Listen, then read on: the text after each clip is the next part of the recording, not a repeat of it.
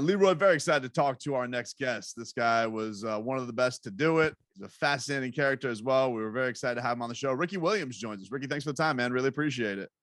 Oh, thanks for having me. It's great to have you, man. So this is a genius idea of a company, Heisman. Great play on words. You launched this company last year. How did it all kind of come together, and how excited are you with the early launch of it?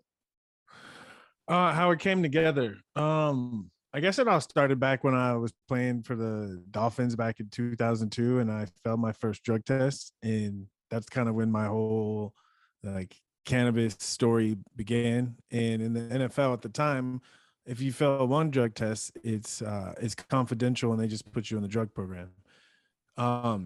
So no one knew, and then I failed a second drug test about a year and a half later, and it leaked to the public. And then that's when my public relationship with cannabis started to really bloom. And soon after I retired, and Dan Le Batard broke the story that I failed drug tests before my retirement. And then it became a big part of my story, not in a positive sense. But I just kept on going, kept on going. I think a lot of times when you're ahead of your time, you just have to wait for people to catch up. And in 2014, I got a call from Kyle Turley, a teammate of mine from New Orleans. And he said, "Hey, there's a cannabis conference in Arizona. Why don't you come out and tell your story?" And when he first called, I said, I'm not trying to be public about it. But then I was curious. I said, there's actual conferences now where people are in public convention centers and stuff. And he's like, yeah. So I said, cool. So I said, I'm in. So I flew down to Phoenix. It was this amazing experience where I sat in front of 200 people and I told my story. First time I ever spoke openly, publicly about my cannabis use. And it was very cathartic.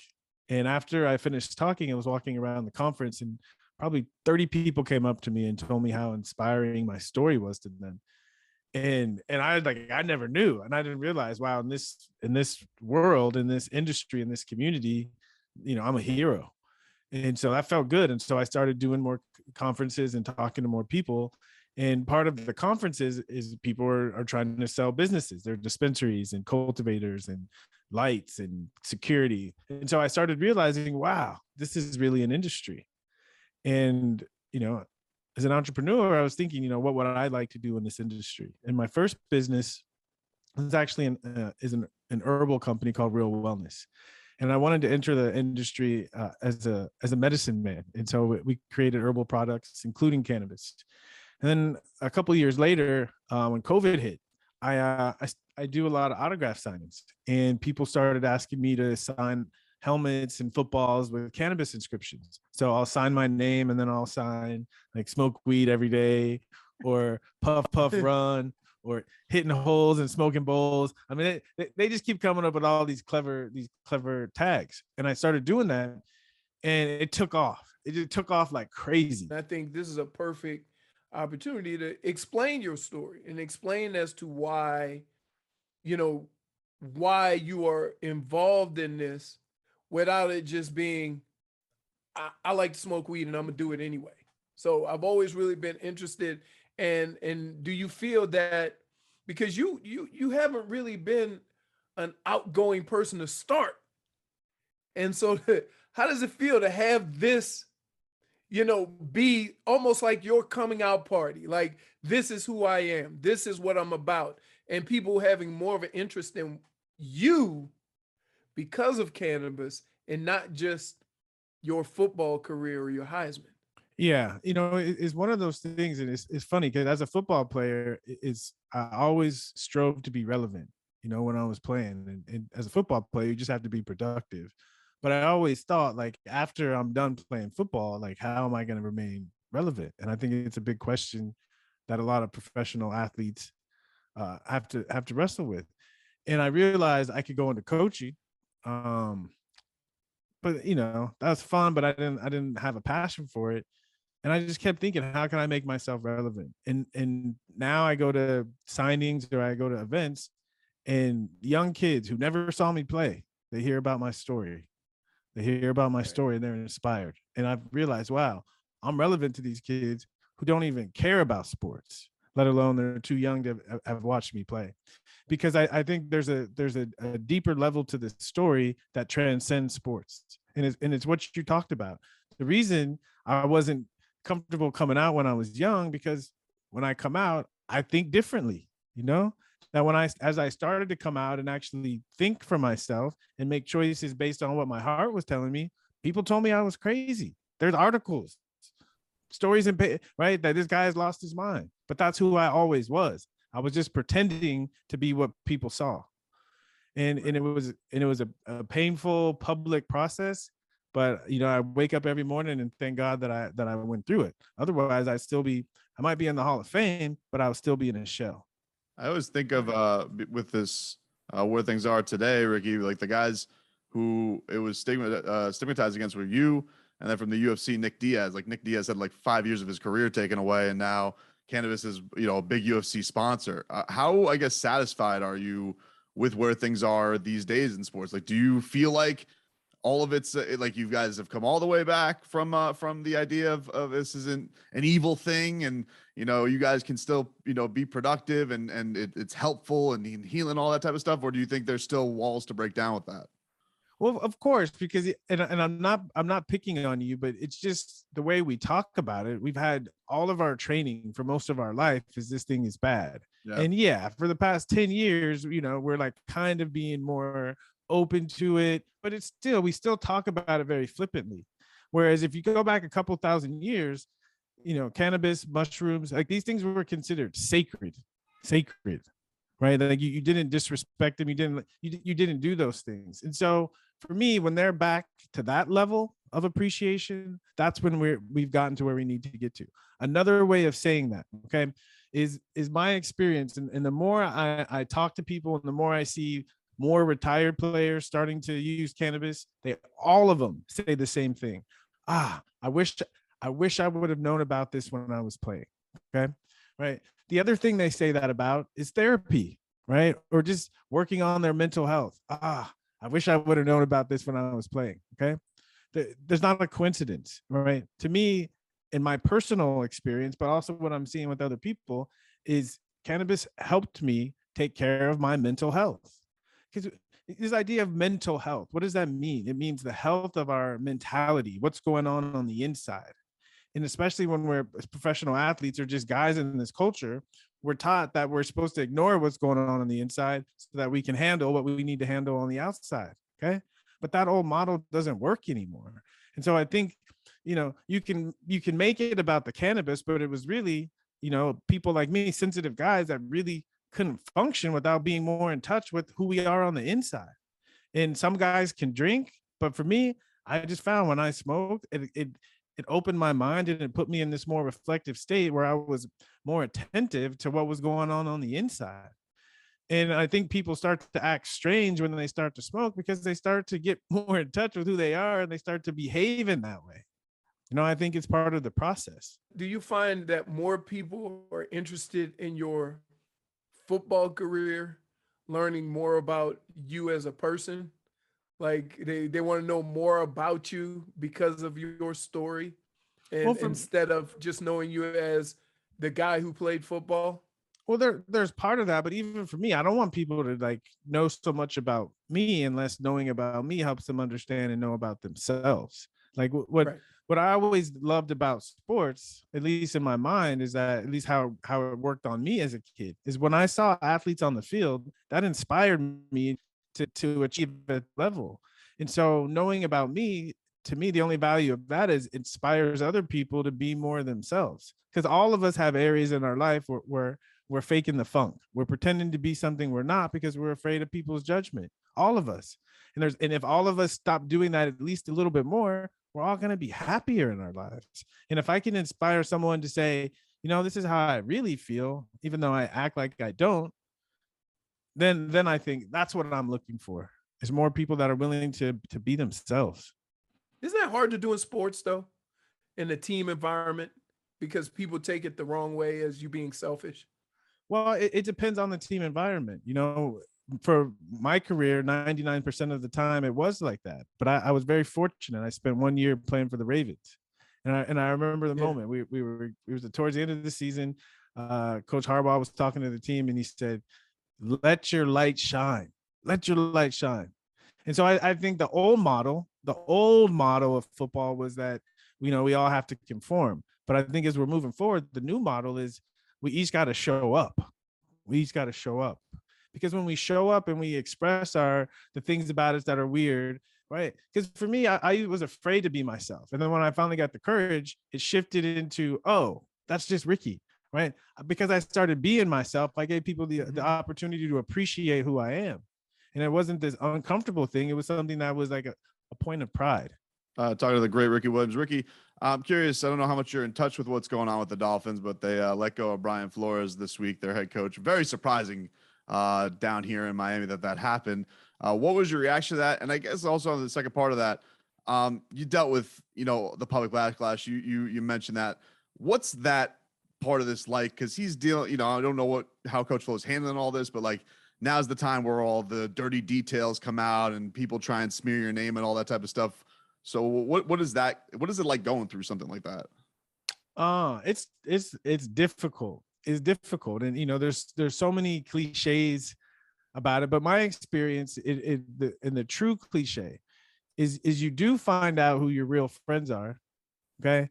And it's important because that's the people you need to be around, right? The people that know the truth, at least about who he is. And, for me, I was shocked. But the thought that came to my mind is, to be an owner, you just have to have money. And when we remember that, right, there's not like that's all you gotta pass the test, right? You gotta have money. And so, and the value of having money is you get to do what you want to a certain extent. And so if we're looking at the system, like, Mr. Stephen Ross, he owns the team. He gets to do what he wants. That's true. There is no passing test other than the bank account. Is it one of these things though? Like, because people look back at you, with the playing with the Dolphins. I mean, you were one of their biggest stars on the field, and you brought so much joy from that standpoint. Like, do people like reach out to you, I guess, on social media these days? It kind of makes the world smaller and say like, man, I miss watching you play, because it does feel like for Dolphin fans, they're going through such a hopeless cycle, and like there is no good that's ever going to come back. It almost feels like they're cursed. Yeah, I get that a lot. I mean, I literally get people asking me to like come back and play. And I've thought about it. I'm not a person that really has a lot of regrets, but when I look back, I really wish I would have finished. Baltimore was great. It was a great experience. It was an amazing organization, and I learned so much. But I would have loved to finish my career as a Dolphin. It just felt something about my career felt like, yeah, I got to 10,000 yards, but it would have felt better doing it as a Dolphin. Did you like New Orleans? I love New Orleans, but it was right when I got to the point. The first year was hard. It was culture shock, just coming from Southern California, and it was. Hey, it was a lot. I grew up there. It's a different level of person that lives in New Orleans. And it took me about a year. Explain. It took me about a year, but after a year, I started to become one. Right, I started to become one, and then when I finally, honestly, before I got traded, I was really starting to think about going into politics. Like I saw myself becoming like a New Orleans person for the rest of my life. That's how comfortable I became. But then I got traded. Now, going from California to New Orleans, I can only think of one thing. Californians are very healthy. Yes. People in New Orleans aren't. And yeah, he's laughing because was it hard, like, to maintain, like, because the food is great, man. I had a weight clause. I had a weight clause in my contract, and I'm ashamed of this story, but I'm going to tell it because it's funny. It's funny. So after I finished my workouts for all the teams, it was like a week before the draft. I flew around and visited all the teams that had the first top five picks. And so I flew to New Orleans, and we went to this Italian restaurant in Metairie, and we had lunch, and then they brought out the dessert tray. Okay. And I got a sweet tooth. So I had one dessert, and then I think it was Coach Ditka was like, hey, well, if you want, have another. And so I was like, sure. And then the third time I didn't realize it then, but I realize it now. They were just joking, but they said, do you want another one? And I said, yes. And then the next week in contract negotiations, They proposed they proposed a weight clause, and they got me on Hey, it it's 1 year. tough. They got me on It's it 1 tough. year too. I lost like 150K because I was 2 pounds overweight. Oh my God. Yeah. There's only one place in the NFL where that weight clause is necessary for everybody. Yeah. And that Yeah. is New Orleans. And Yeah. I kid you not, you go try to find a piece of grilled chicken in New Orleans. They will laugh you out of the city. Yeah. And I'm not kidding. Yeah. But you know, the other side of it though is to me, in order to be successful in New Orleans, you have to learn how to party. You have to learn how to have a good time, because you can't avoid it. You can't, you can't avoid it. It's always going to be there calling you. And I think that's probably the most valuable thing I learned in New Orleans, was how to have a good time. And at that point in my life, I think I needed to learn that. All right. Now, I just want to tell you, Ricky, Leroy thinks this is a very stupid idea that I'm going to bring up to you, but I'm an ideas man like you, very innovative, like you, like your great company. But hear me out. So Tua Tagovailoa, he had some problems with the rain the last couple of years, the cold. He's from Hawaii. He's playing in Miami. It's tough. What if he goes to Alaska this offseason and trains throwing footballs, maybe under the tutelage and the watchful eye of Dolphins legend Larry Zonka? Could this get him used to the cold for the upcoming season? Nope. No, but it might help him do better on first and goal from the 2. Oh, no, that's where Zonka was at his best. That's what's up. Right? I don't know if Zonka can help him become a quarterback, but it's mental. So much of this game is mental, and so I think you're joking, but I think it would help him at least to get out of his. Yeah, I don't need Zonka to teach him to throw. I just need him to teach him to brave the cold. Yeah, but it's not. He don't need a person. He just needs to like get that out of his head. And the way to get those things out of our head is to prove to ourselves that it's not true.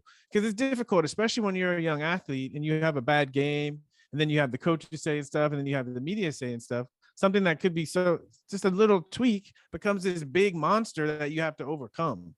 And especially when the conversation keeps going. And so, as an athlete, you have to realize you can't believe those stories, and you have to do things. Part of the mental training in football is to create your own story about the kind of athlete you want to be. Then have you ever played in really, really cold weather? Because I mean, you are fortunate. You're from California. You played in Texas, and then New Orleans, and then Miami. I know it snows in Baltimore because I was there when the team moved. But have you ever played in I guess you played in some games in Buffalo, right? I played there was a Blizzard game in Buffalo where I ran for over 200 yards. And then we played a game, I think it was 2010. It was 2010, I think, in Kansas City, and it was 7 below, and the field was frozen. But like I was saying, it's a mental thing. When I was a kid growing up in San Diego, there was no snow. There was no snow it wasn't even that cold.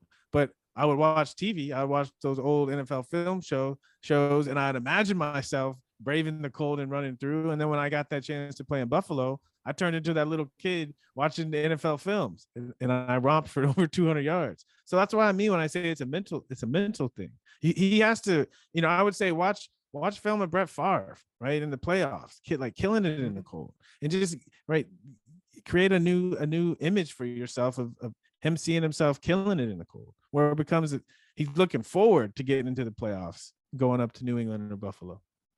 Ricky Williams, congrats on the company man Heisman. Is there anything you want to tell our listeners, our audience, about what's you got going on? Any promotions you want to get out there?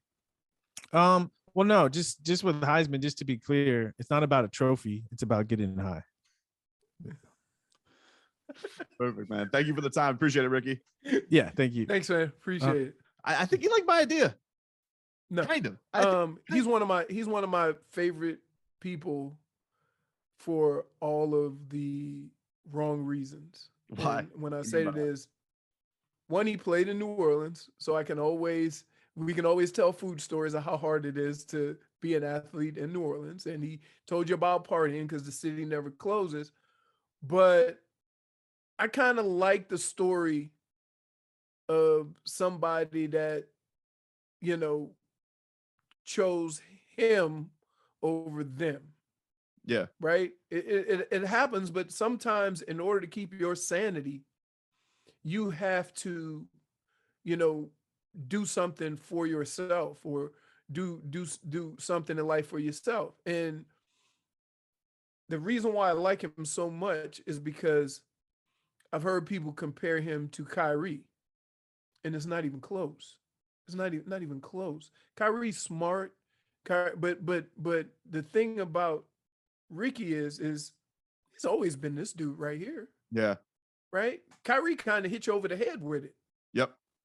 Yep. You know, he's always been this guy. From people don't remember. Remember, he used to wear a face shield during interviews because he was so shy. Not only that, but like you know, Kyrie's definitely I think like gone through some stuff this year. Man, they were awful to him when the first time he retired and stepped away before camp. Like, yeah, that was even the players, and he was, you know what? He, you know, and he was right to say, you find out who your friends are. Yeah. Because they're not thinking about Ricky, they're thinking about our chances now that Ricky's gone.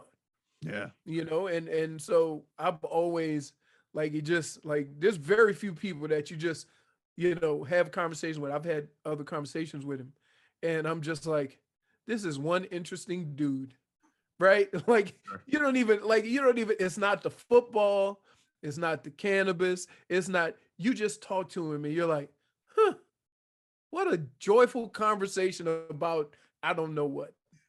Thanks again to Ricky Williams for giving us some time. Appreciate it. Yeah.